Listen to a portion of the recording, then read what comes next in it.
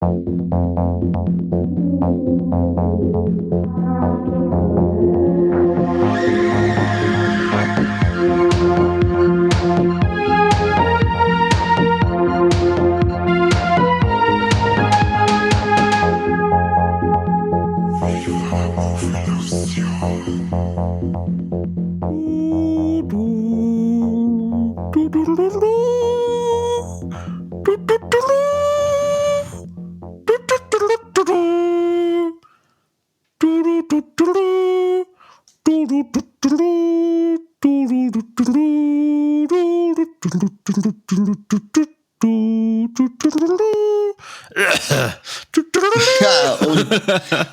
und das soll dann auch schon unser herzlich willkommen zur neuen Folge Viva la Movielusion Podcast sein. Super, Korbi, du bist ein musikalisches Naturtalent. Danke.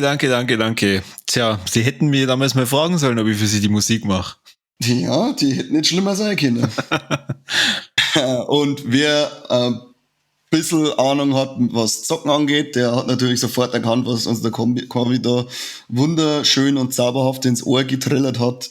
Nämlich eine Melodie aus den, ja, einer der besten Spielereien meiner Meinung nach, die es auf der Welt gibt, nämlich der Legend of Zelda. Und heute machen wir unsere erste Folge nicht über einen Film, nicht über eine Serie, nicht über unsere wunderschönen Körper, sondern über ein Spiel, das wir gezockt haben. Und leider nur ich und der Korbi, beziehungsweise der Korbi und ich.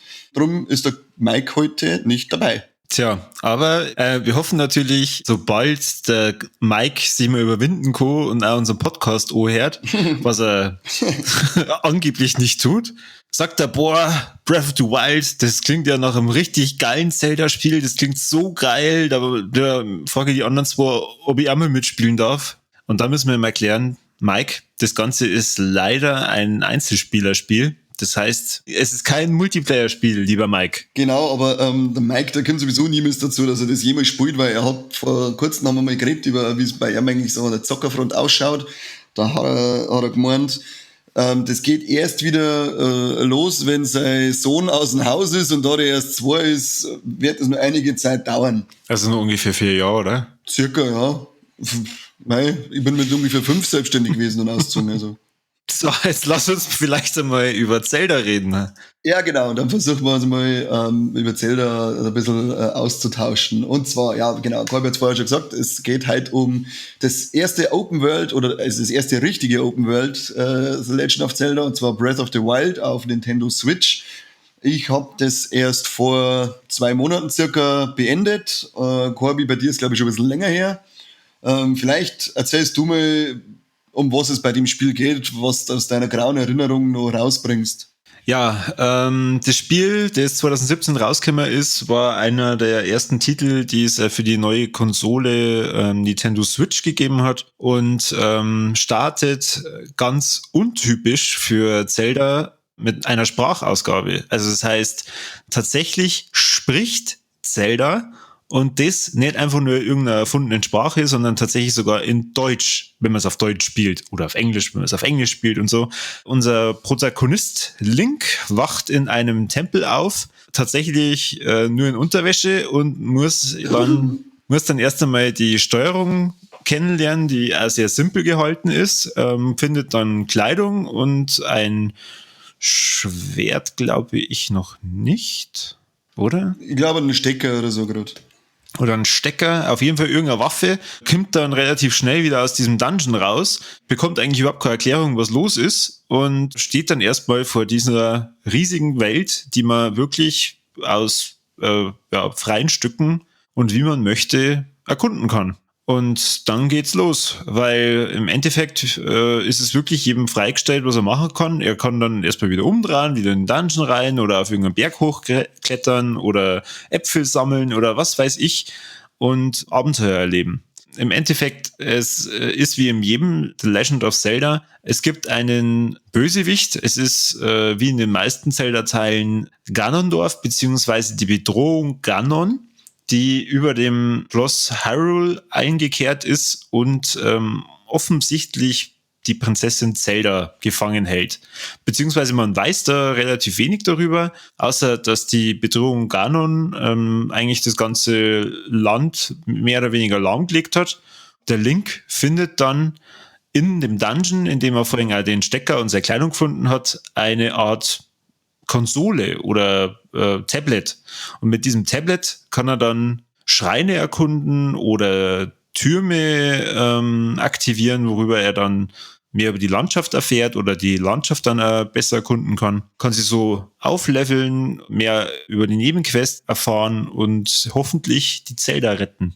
Genau, und so untypisch, wie es sich jetzt anhört, also es hört sich irgendwie untypisch Zelda an, aber trotzdem ist es trotzdem irgendwie typisch Zelda worden und nur um unglaublich viele Details erweitert worden, also Rollenspiel-Details vor allem und Crafting und verschiedene Rüstungen und Waffen mit Verstärkungen, Waffen, die kaputt gehen.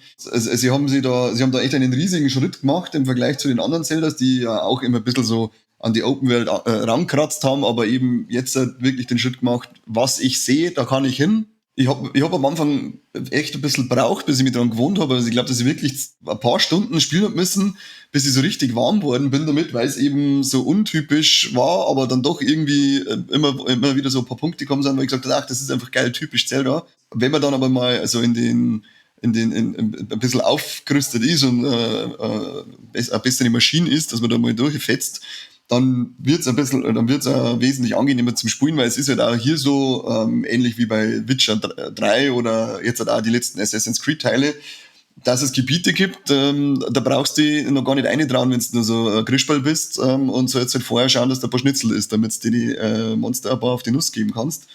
Und das hat mir am Anfang, ist es nämlich teilweise so schnell gegangen, wenn du irgendwo hingehst und einen Fehltritt machst und irgend so ein Penner kommt und haut da eine drüber, dann bist du sofort im Arsch gewesen. Oder du schaffst es, dass du einmal zuhaust, dann ist aber sofort dein scheiß Schwert im Arsch gewesen. Und wie gesagt, das ist so untypisch für Zelda gewesen, dass mir das am Anfang echt ein bisschen abgesteckt hat. Aber sobald man sich an die ganze Geschichte dann gewohnt, wird es so ein unglaublich gutes Spiel. So vollgestopft mit liebevollen Details und Anekdoten und Easter Eggs auf die alten Zeldas, dass du eigentlich vom Schwärmen teilweise gar nicht mehr rauskommst. Und schwärmen muss ich auch in dem Fall bei der Optik. Das ist so ziemlich das schönste Spiel, das es auf der Switch gibt, meiner Meinung nach. Das ist ja der ganze Stil, dieser Funkenrealismus, der mit so einem Art ultra bunten Cell-Shading überzogen ist. Der gefällt mir richtig geil, gut. Und am Ende habe ich mir hingesessen und habe dann tatsächlich die 100% voll gemacht und auch diese verhurten 900 Krogs gesucht, die auch den größten Anteil an den 100% Fortschritt noch gehabt haben, die Mistviecher, die dreckigen.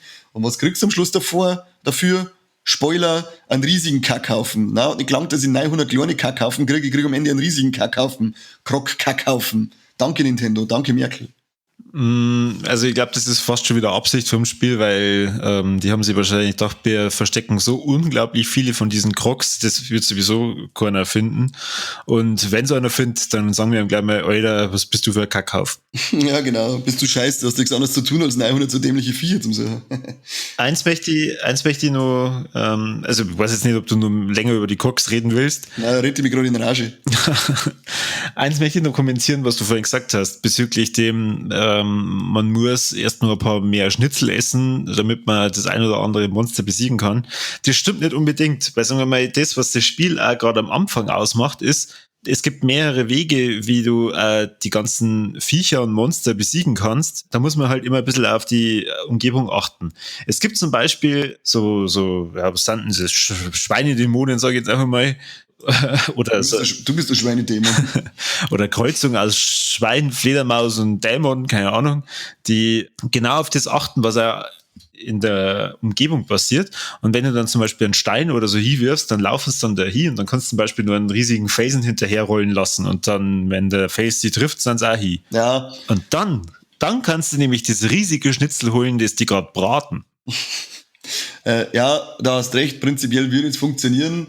Du kannst ja das ganze Spiel ja vor halbe Stunde durchspielen. Ich glaube, der Speedrunner ist ja irgendwo bei 27 Minuten. Aber den sagst mal, der das beim ersten Mal, wenn er das Spiel anfängt, sofort so macht und rausfindet. Du lernst halt auch das erste alles ein bisschen. Und meistens lernst du es halt durch Schmerzen und Qualen und fliegende Controller. Nein, so schlimm war es nicht.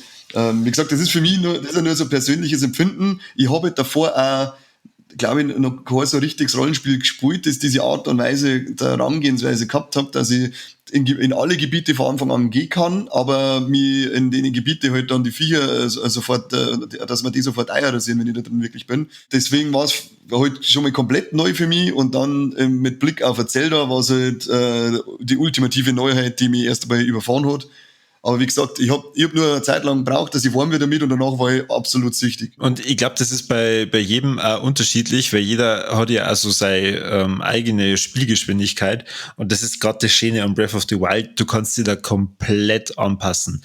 Es ist scheißegal, ob du der Hauptstory hinterherläufst und die erstmal machst oder ob du erstmal wirklich, egal wo du gerade vorbeiläufst, die auf jede Nebenmission konzentrierst, ob du erstmal Landschaften erkundest, ob du die Natur und die Tiere erstmal erkunden willst und fotografieren willst. Also sagen wir mal, da bietet das Spiel so extrem viel, dass es einfach wunderbar ist, da Zeit drin zu verbringen.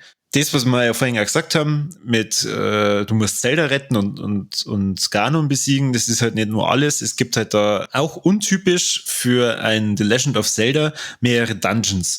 Und diese Dungeons sind aber nicht so, wie es in die Vorgänger, in Ocarina of Time oder Wind Waker oder Twilight Princess oder sowas war, riesige Labyrinthe, wo man erstmal mehrere Rätsel lösen muss, sondern das Coole an diesen Dungeons ist, da gibt's, ich weiß gar nicht, ich glaube über 100 oder so.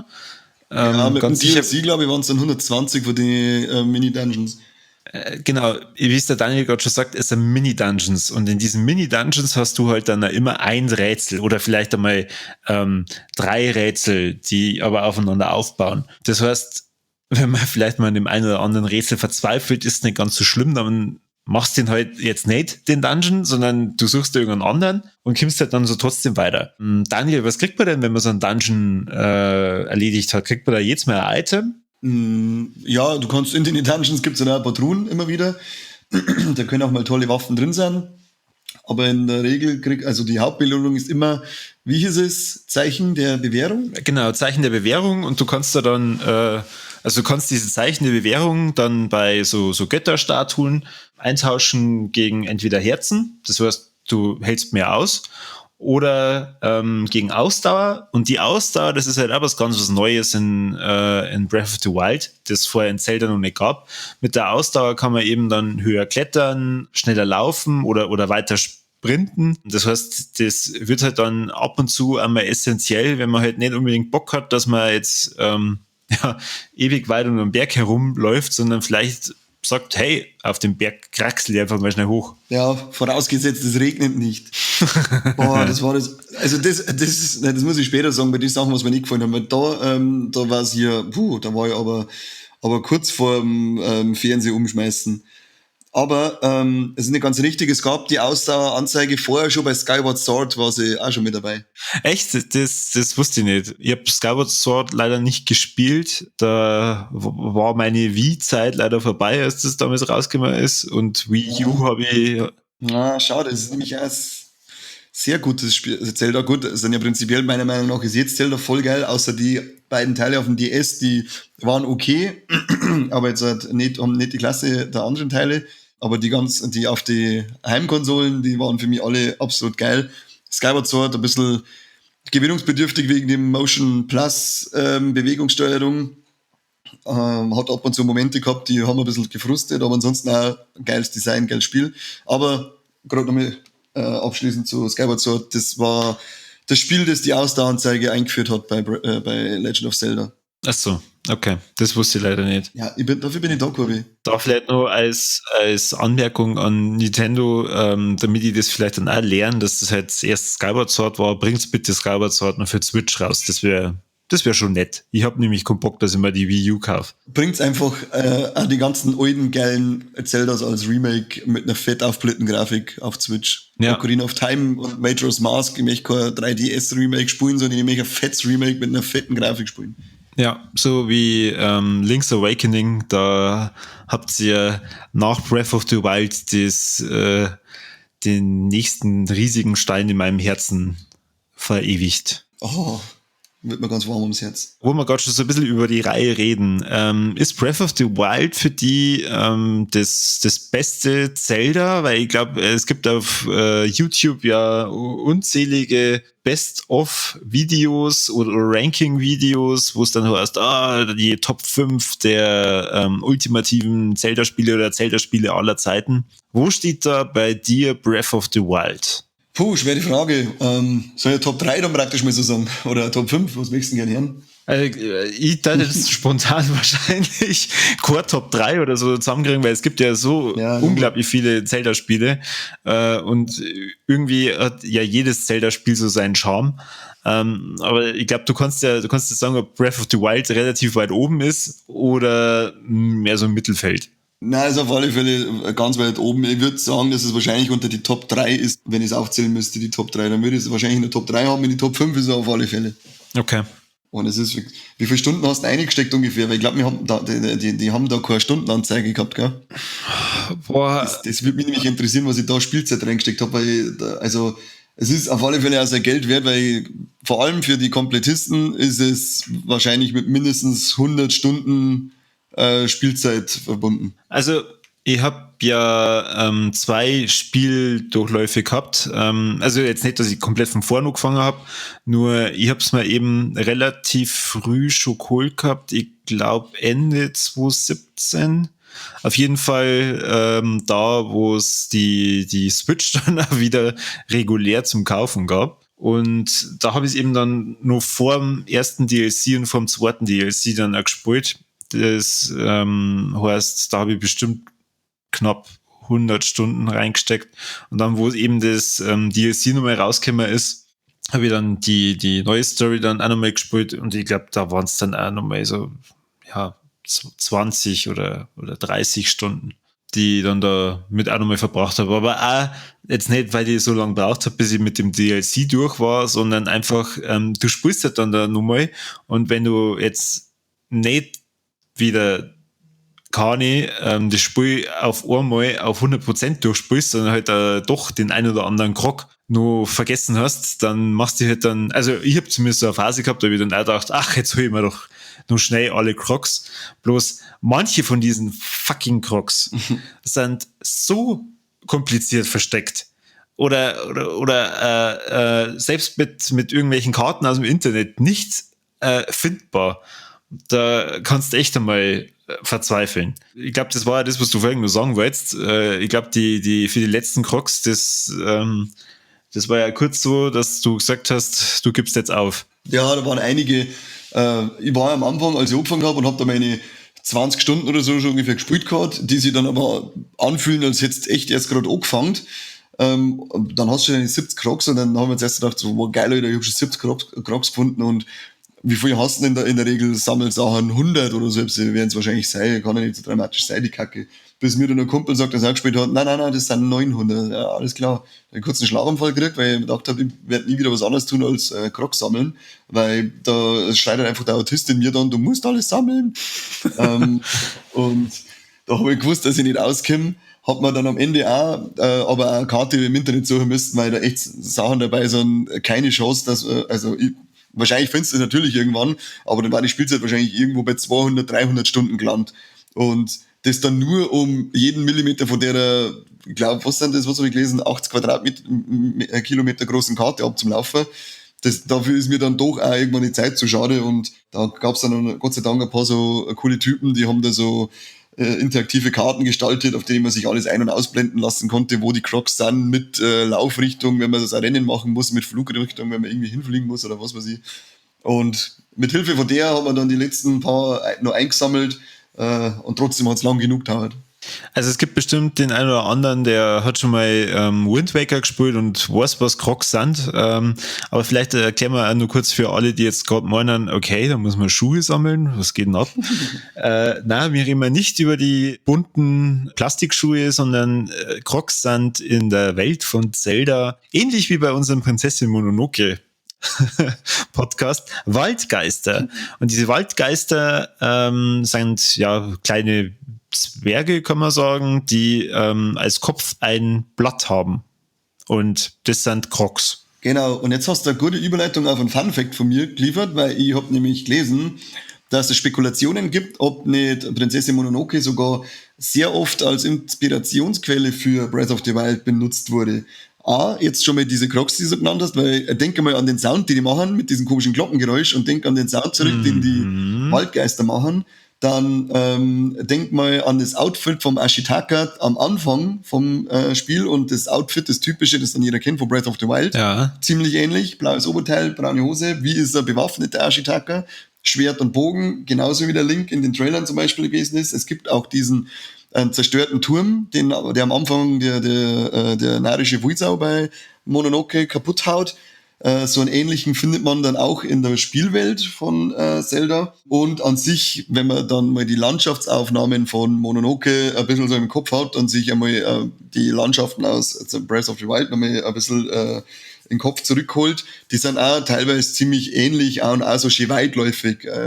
Und darum spekulieren eigentlich, man hat jetzt nichts gefunden, ob es eine offizielle Bestätigung dafür gibt, aber es gibt sehr viele Leute, die da spekulieren, ob der Mononoke nicht ein bisschen zur Inspiration genutzt wurde. Und naja, man könnte sich schlechtere Inspirationsquellen suchen als so einen grandiosen Film wie Mononoke. Ja, das stimmt. Wobei wir wollen natürlich ja nichts unterstellen. Höchstwahrscheinlich sagen die alle, was ist Prinzessin Mononoke? Also dann, liebes Nintendo, falls ihr nicht wisst, was Prinzessin Mononoke ist, der beste Podcast der Welt hat natürlich auch darüber bereits eine Folge produziert und hört sich das dann an. Aha. Aber zurück zu Zelda. Du hast ja gesagt, es gibt einen Haufen Verweise auf die anderen Spiele. Ich habe jetzt vorhin schon gesagt, Wind Waker kommt drin vor. Man sieht, glaube ich, auch ein paar Verweise auf Skyward Sword, weil diese Götterstatuen, wo man sie praktisch als Belohnung ja dann entweder Herzteil oder Ausdauerstück holen kann, gibt's, glaube ich, auch bei Skyward Sword. Und es gibt unendlich viele. Also Skyward Sword, man kommt einmal in so ein Gebiet, also die Namen und so weiter von den Gebieten habe ich jetzt nicht mehr im Kopf, aber es gibt ein Gebiet mit lauter Ruinen und da haben ein paar findige Spieler, haben sich die Säulen und so weiter genau angeschaut und da sieht man dann, dass in den Säulen also Verzierungen drin sind und die schauen 1:1 aus wie die Verzierungen aus Säulen in einem Tempel aus Skyward Sword. Also gibt's ja da so die Vermutung, ob das nicht der Bereich ist, der vom Himmel dann gefallen ist und da runter und da eben dann gelandet ist vor, was weiß ich, wie viele Jahren. Genau, dann gibt's auch noch den Tempel der Zeit aus Ocarina of Time. Ich glaube, es gibt auch ein paar Verweise auf Twilight Princess, und zwar eine Brücke und einen See, der Breath of the Wild vorkommen. Genau. Und da insgesamt die ganzen Monster und Viecher, die man immer wieder in Breath of the Wild sieht, kämen auch in anderen Spielen bereits vor. Das heißt, wer die anderen Teile gespielt hat, wird sich in Breath of the Wild ja ein bisschen besser zurechtfinden. Und das Schöne an Breath of the Wild ist wirklich dieses am Anfang, du wirst in die Welt reingeschmissen und du kannst sofort loslegen. Und das ist halt echt geil. Und was ganz was anderes wie, so, jetzt habe ich erstmal 20 Minuten lang oder 30 Minuten lang Kennenlernen von sämtlichen Charakteren und der Steuerung und um was geht's eigentlich und schon wieder eine Sequenz oder jetzt muss ich erstmal das Huhn einfahren und dann Äpfel sammeln oder irgendein Kind retten oder was weiß ich. Na, das hast du einfach nicht. Du kannst einfach sofort loslegen. Und außerdem schlägt man Hühner immer mit dem Schwert, das haben wir ja gelernt bei Zelda. Ja, da passiert nie was. Bis es dann einen wütenden Hühnermoschpit gibt. Geil, das ist immer noch für mich einer der geilsten Witze, die Zelda-Spiele. Wenn man sich da denkt, mir ist langweilig, wie es in anderen Spielen ist, dann randalier einfach ein bisschen, randalier bei Zelda und verprügel ein Huhn und sofort wirst du von mehreren Hühner verprügelt. Nimm das, Bitch. Gut, dann Kane, was hat dir gut gefallen an diesem wunderbaren Spiel und was nicht so gut? Ich kann gar nicht aufzählen, was mir so gut gefallen hat, weil es einfach unglaublich geil ist. Ich würde einfach mal pauschal sagen, die riesige Freiheit, die da das Spiel eben gibt, mit der man sich dann weil man sich so austoben kann, wie selten in einem Zelda-Spiel und es so wirklich so unglaublich viel zu entdecken gibt und es so vollgestopft ist mit liebevolle kleine Details. Dafür ist ja sowieso, also Nintendo ist ja da sowieso bekannt und ihre Hauptmarken wie Mario und Zelda, die sind ja von Haus aus immer vollgestopft mit mit Fanservice bis zum Überlaufen. Und was mir nicht so gefallen hat, ist in dem Fall, das wollte ich vorher schon mal ansprechen, der fucking Scheißdreck, wenn man beim Regen schnell irgendwie einen Berg hochklettern wollt oder während du so eine riesige Gletscherpassage vor dir hast und dann fängt es zum Regnen an währenddessen und dann rutscht du wieder runter. Boah, leck, fick den Rotz. Ich war aber durchtraut, was mir das angekotzt hat. Oder wenn du keinen Bock hast, irgendwo dumm zum Laufen, sondern hochklettern willst und dann regnet es da gerade und dann hört's einfach da ums verfickte Scheißdreck nicht auf, dass da regnet. Boah, leck, ich krieg schon wieder einen totalen Wutanfall mit der Mistkacke, der Elendigen. Wie behindert kann man überhaupt sein? Ja, das hat mich so richtig angekotzt. Also was ich da geflucht und mir aufgeregt hab, weil, hau ab, das war's. Du darfst nie herausfinden, wer fürs Wetter bei Breath of the Wild zuständig war. Auf gar keinen Fall. Gut. Soll keine Drohung sein. Dann mache ich mal weiter. Und zwar, was hat mir bei Breath of the Wild so gut gefallen? Genauso wie du könnte ich sehr, sehr, sehr viele Sachen aufzählen. Aber es gibt eins, das macht das Spiel für mich einfach genial. Und das ist auch was ich bei Wind Waker schon gern gemacht habe, diese riesige Spielwelt und ich kann wirklich viel entdecken. Bei Wind Waker, wer nicht weiß, um was da geht, kann man mit einem Schiff an mehrere Inseln hinfahren und da gibt's halt auch eine Karte und du weißt, also du kannst da anhand von dieser Karte schon ausrechnen, wie viele Inseln du möglicherweise finden könntest. Aber bei Breath of the Wild deckst du nach und nach diese Karte auf. Und ja, die hat irgendwann auch Grenzen, aber du findest halt dann doch immer wieder einmal eine versteckte Höhle oder irgendeine Insel oder irgendein Dorf. Und das finde ich einfach mega, weil wenn ich dann schon 70 Stunden in diesem Spiel unterwegs war und dann immer nur neue Sachen finde und dann teilweise auch noch Stunden mich in dem Dorf oder auf der Insel oder was weiß ich, wo ich dann gerade unterwegs war, mir auch noch aufhalten kann, weil ich da auch wieder irgendwelche geilen Sachen gefunden habe. Mega. Also, das ist echt super. Und vor allem, ich muss dann auch nicht irgendwie in der Handlung irgendwie weiterkommen, damit ich irgendwelche Items hab, weil du kriegst dein komplettes Handwerkszeug einfach gleich am Anfang und das ist super. Was hat mir nicht so gut gefallen? Es gibt 4 größere Dungeons in diesem Spiel und die hätten für mich sogar nur größer sein können. Ich finde das Prinzip geil mit der Open World, aber was dann später mit dem DLC nur mit dazu gebracht haben, wirklich richtig geile Idee, gerade beim letzten DLC, da habe ich mir gedacht, dass das geschafft haben, dass, obwohl ich eigentlich schon durch war, ich mich trotzdem gerade nochmal fühle wie ein Anfänger, nicht schlecht, aber wie schon gesagt, ich hätte mir dann doch vielleicht den ein oder anderen alten Dungeon nochmal zurückgewünscht. Aber naja, das ist wirklich meckern auf hohem Niveau. Ansonsten ist es einfach ein super geniales Spiel. Absolut. Und die Leunen sollen sie auch mal ordentlich selber ficken. Scheiß Mistviecher, was wir dir auch aufgeregt haben. Ich hau einfach trotzdem mit ein, weil wir es halt jetzt einfach irgendwie durchziehen. Hauen wir wieder unseren Triple Threat mit durch, Korbi. Sagt mal da Titten. Nein. Sterben Tiere. Ja. Und gibt's entblößte Trompeten? Nein. Ach, leider nicht. Aber man kann ja, wenn man will, am Links seine kompletten Klamotten ablegen und ihn in der Unterhose rumlaufen lassen. Also wer drauf steht, kann's machen. Und ich hab's nicht gemacht, sondern ein Kumpel. Okay. Dann sagen wir danke fürs Zuhören, wie immer. Unsere erste Spielebesprechung. Hoffen wir, dass ihr das auch cool gefunden habt. Uns hat's taugt. Und jetzt wird wieder abgeliked und abonniert und geteilt und in Zeiten, die ihr vom Nachbarauto eingeritzt, wie geil, dass unser Podcast ist. Macht's es gut und danke. Ciao. Pfiat euch, bis zum nächsten Mal beim besten Podcast der Welt.